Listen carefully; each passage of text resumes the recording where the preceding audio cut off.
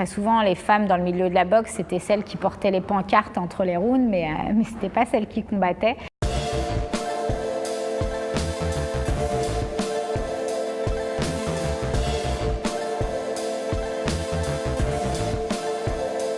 Je m'appelle Sarah Ouramoun, j'ai commencé la boxe en 1996 à l'âge de 14 ans et à l'époque les femmes n'avaient pas encore le droit de boxer.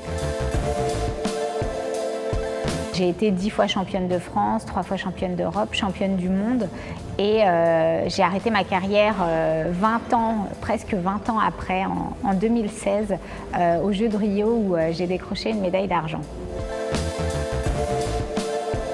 Quand j'ai commencé, ce qui m'a motivée, c'était le fait que ce soit vraiment un sport complet.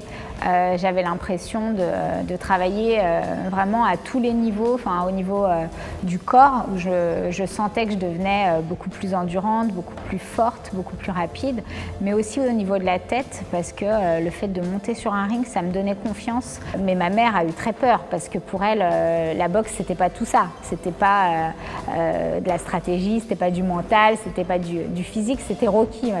Donc voilà, elle a essayé de me convaincre que c'était pas un sport pour moi.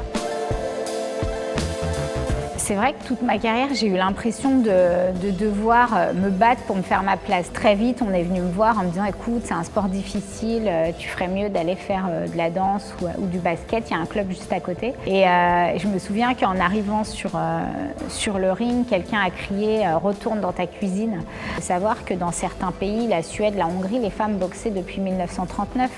Donc nous, on a été un des derniers pays en Europe à autoriser les combats pour femmes.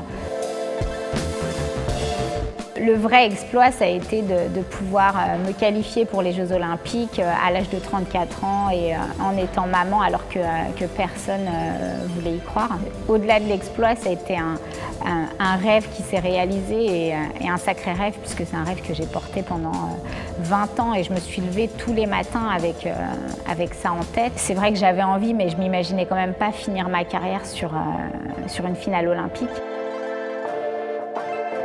L'envie, c'est surtout de démocratiser le sport et de faire en sorte que dans les territoires et notamment dans les quartiers politiques de la ville, il y ait un peu plus de sport et que le sport soit utilisé vraiment comme un outil d'insertion sociale et professionnelle, mais aussi un outil de développement personnel.